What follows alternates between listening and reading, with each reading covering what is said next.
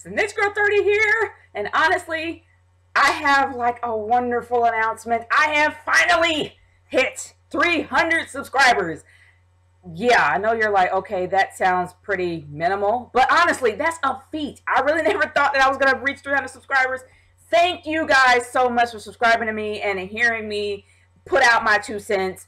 It's awesome. I have so many new ideas for my channel that I'm hoping that will come to fruition this year. I really want to start doing video game reviews, especially the latest BioShock that just came out. I am a BioShock fan, and I literally love, okay, 2 of them, the second one wasn't bad, but either or, I want to start doing video game reviews, especially on BioShock as well as on Dishonored, and actually start more video games that I actually start playing. I really want to start doing reviews and maybe some playthroughs. I also want to start doing movie reviews, pretty much of any movie that I'm interested in seeing, and actually chatting about it and starting like a little conversation, something different than wrestling. I actually just want to start doing that. And I have a few other ideas for my channel, especially things either in pop culture or just things in life that I just question about and want to talk about to anyone that's willing to listen. But I'm actually going to try to do my other channel, put stuff on my other channel a lot more. My Live Life and Love 32 channel, man, that's a long word and it's a lot of L's. But honestly, my Live Life and Love 32 channel is something I'm going to have different from my Nature Girl 30 channel. It's nothing wrestling based. It's going to be pretty much all fun. Whether or not it's going to be video game reviews, movie reviews, any kind of debate. If I want to do something comical, which I will try and probably epically fail, but either or, that's going to be a channel that's going to be strictly for fun. And I'm honestly thinking about starting up another group on Facebook calling it The Fun Spot. You can put anything funny on there, anything funny that you want, whether or not it's going to be a video that you actually found on YouTube, whether or not it's your own video. It's going to be based on fun, non-wrestling based, something that's going to be separate from that, since wrestling is pretty much draining us all and the YWC completely. I want to do something a little bit more fun, and I'm going to need y'all's help.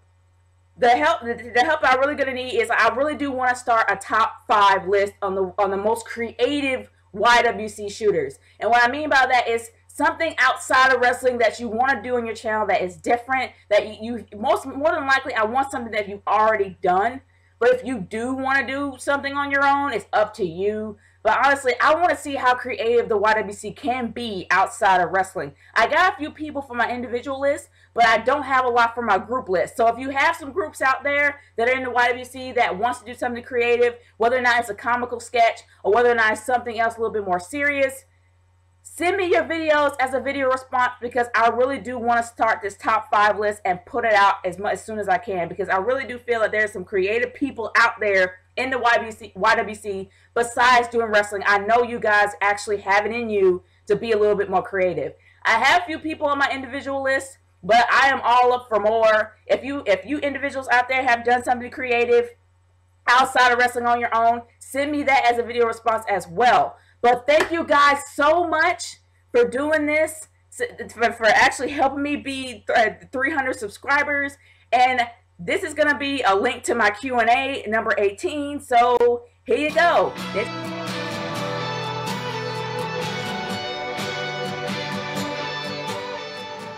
What's up, people? It's Snitch Girl 30 here, and this is my mini Q&A number 18. Thank you guys so much for sending me questions, and thank you so much for keeping it under a 10-question minimum. I got 2 people today, so actually it is going to be pretty short. My first set of questions come from Final Limits 1. If you could bring back any wrestler from the dead, who would it be and why? And who would it be and why? 5 wrestlers. Definitely Eddie Guerrero. He was definitely a diamond in the rough. I really do love Eddie Guerrero. I have to say that the next one is more than likely going to be, and I know that a lot of people may not agree with this, it's going to be Chris Benoit. Chris Benoit was really great in his time. He was great in his prime. Unfortunately, bad things did happen, and the situation was bad, but he really was a great wrestler. I have to say Yokozuna, because Yokozuna was definitely I love Yokozuna because he definitely was the silent type. He was the big silent type. He was very intimidating, and his moves were pretty realistic, especially when he sat on the chest of Hulk Hogan. I really thought that Hulk Hogan got his chest crushed in as a child. Also, Earthquake. I really did like Earthquake. I'm all into my big giants. I'm all into big giants, so definitely it would have to be Earthquake. Um, the fifth person I would definitely have to say is Owen Hart, because Owen Hart was definitely a character of his own, especially with the feud that he had with his brother. I enjoyed that a lot. He definitely was a great wrestler, and it's a shame the way he went out. And I think he would definitely be in the Hall of Fame by now if he actually was still alive. So I am gonna say Owen Hart, and those are my 5 wrestlers. If you were okay, if we were the age we are now in the 80s, we could cheer for the would we cheer for the faces or cheer for the heels or boo the faces like we do now? Okay, in the 80s everything was pretty much straightforward. You know, like you would either cheer for the faces and boo for the heels. You can really not go in between. It was like against the status quo. So honestly, more than likely, if you had your favorite face, you would cheer for the face. If you had your favorite heel, you would cheer for the heel. It wasn't as liberal back then as it is now. You know, we would definitely not boo John Cena. If John Cena was around in the 80s, we would definitely not boo John Cena because we're not supposed to boo John Cena. But now we're a little bit more open. Ever since the Attitude Era came around, it kind of gave people a little bit of sense of freedom of who they could cheer for, who they couldn't cheer for, in my opinion. So honestly, back then, no.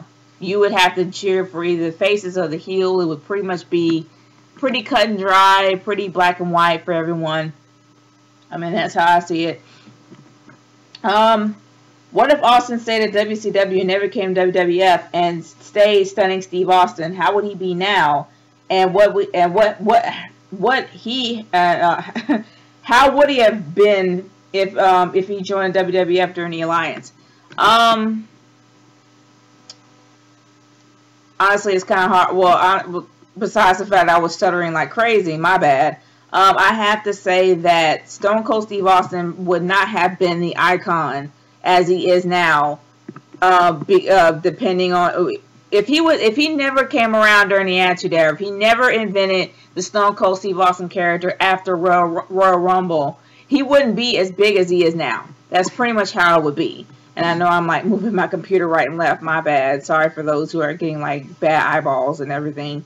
But seriously, that's how it would be. Like, he would not be as popular as he is now if it wasn't for the fact that he started his Stone Cold Steve Austin character during the Royal Rumble. I mean, that's how it is. And even during the Invasion, he still would not be noticed. He would probably be in the same equivalent as James Storm. He wouldn't be as hot as he was back during the Attitude Era. What if Goldberg debuted in WWF instead of WCW? How would he be? How would he have been? Good grief. I would have to say that he would pretty much be the same. Maybe. He'll probably have a little bit more edge because around WCW it was still during the Attitude Era, so he would probably have a lot more edge to him with him being in WWF than him being in WCW. He was still a powerful guy. He was still a very intimidating, powerful guy when he was in WWF or E or whatever. But he would have a lot more edge since the Attitude Era was around. So he would have to have a reason why they would pick him over from WCW. What is your favorite GF? What is your favorite GF from Final Fantasy VIII? Like the summons like Ifrit and Shiva, in case you forgot. I like Quetzalcoatl because I like the name Quetzalcoatl. Plus, a lightning bird, a thunderbird, that's pretty awesome. You know, seriously.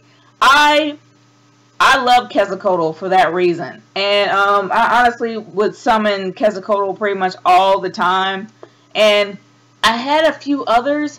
The end one that Selfie had was pretty impressive because it was so happy-go-lucky. I mean, seriously, it was like probably the happiest final move I've ever seen in my life. But who would have ever thought that it would have that much power behind it to where it could knock out a boss within like one summons, you know? And I honestly kind of liked it. But I have to say that my favorite summons will always be Quetzalcoatl, because Thunder is cool. It is. Hands down is cool. Moving on from there to my next person with some questions, and this is Nintendo Fanboy 1998. Thank you so much for sending me questions, sir. Thoughts on Brooke Hogan on TNA? Is she doing a good job or a bad job? I have to say that the Knockouts division, the Knockouts division isn't so much heel based. When Karen Jarrett was there, it's pretty much all about the heels, in my opinion, especially Madison Rayne. But now that Brooke has taken over, I can't really say it's exactly the same. I can kind of say that really nothing drastic has changed when she actually took over. It hasn't been like a huge, like wow factor. But I have to say that her matches, the way she calls her matches and the tournaments that she actually put up isn't all that bad. And she actually does try to get the knockouts out there more, which is something I really do appreciate her for. And especially the fact that her dad's been in the business for so long, you can kind of learn a lot from that. And she's been in the business she's learned a lot from her dad. So it's not really such a bad thing, but it's not game changing.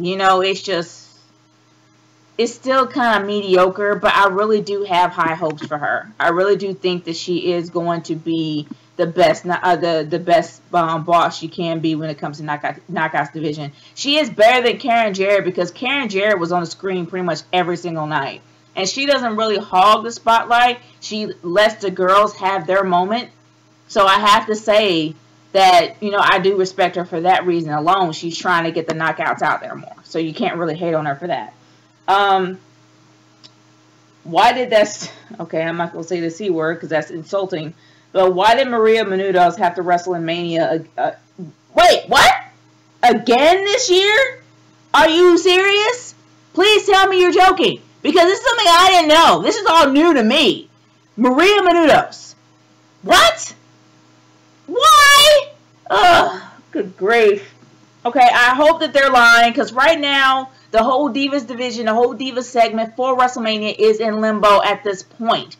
So we really don't know what's going to happen, and I'm hoping that this is a flat-out lie, because I will really be not happy if she is on my screen again. I'm sick of Maria Menounos. She is a glorified reporter. There's nothing special about her. She's just an entertainment reporter that people think is hot. That's it. And I hope she is now on my screen again as a celebrity, because I'm sick of celebrities being at WrestleMania. I'm tired of it. They don't belong there. They need to stay wherever they're at. Go away. Seriously. Ugh. Okay. I'm cool. What if Taker and Triple H stayed in WCW? What will they be like now? They wouldn't be that popular. Seriously. Triple H was well known for his hoity-toity, I'm better than you, my nose is all the way up in the air, Hunter Hearst Helmsley, is how he used to be back in the day. If he didn't really come out with that whole gimmick, he really wouldn't be noticed. And if he stayed at WCW, he would probably stick to the whole Hunter Hearst Helmsley gimmick, in my opinion. He probably wouldn't have the edge as he has now as Triple H. The Undertaker, well, The Undertaker will still be cool, because I think The Undertaker would have the dead man gimmick, but then let's face it, WCW has so many freaking gimmicks back then, from Shark Boy to whoever else came out there, that he would pretty much be, I'm not going to say he's going to be lost in the fold, but he's going to be part of the crowd. So I really don't think he would be as popular as he is now, because let's face it, what made The Undertaker at the apex of his career, the most popular as he can ever be, in my opinion, is the streak. Period. Hands down. Yeah, it's cool the fact that you got an Undertaker out there who is about close to 7 feet tall, beating the crap out of people, and he has the appearance. Like, seriously, if you see him live, you will pee yourself. Like, I'm not gonna lie, you will pee your pants seeing a 7-foot guy just beating the crap out of people. It's like he has this aura, this scary, dark aura around him. When you see him, it just makes you want to just shake and cringe. And he just, that's awesome. It's the music, it's the setup, everything. The WWE, hands down, has better music than any other wrestling, in my opinion, than any other wrestling company out there. Don't get me wrong. TNA has some memorable ones, as well as WCW with Goldberg's theme music. Goldberg's theme music was memorable. But you have to admit that they have a lot more range when it comes to music. And they have a lot more clout behind them and getting the actual approval of getting whatever music that they want. So they're able to create whatever that they can with their characters. The music is what makes the characters. And honestly, when it comes to The Undertaker, if it wasn't for that music, you would not get the crap scared out of you every time that man comes out. Seriously. So I think that if what he stayed in WCW, he would not be as scary as he is right now. And I think that he wouldn't be as popular because of the streak. The streak is what made him who he is. Well, really not so much made him who he is, but actually kind of helped his career go further. Because that's an impressive run. But thank you so much. I think that's all the questions. Oh, no. One more. Have you ever had a good dream when you were upset and didn't want to wake up after the dream ended and you woke up? If so, what happened in the dream? I'm not going to tell you everything, dude, but let's just say that I really did have a wonderful dream after having a bad day. That really did make me happy. It's about somebody that I actually did like and had strong feelings for. And it was a really wonderful dream, and I did wake up. I'm a girl, so yeah, I woke up with tears in my eyes and very happy, and it was a really beautiful moment for me.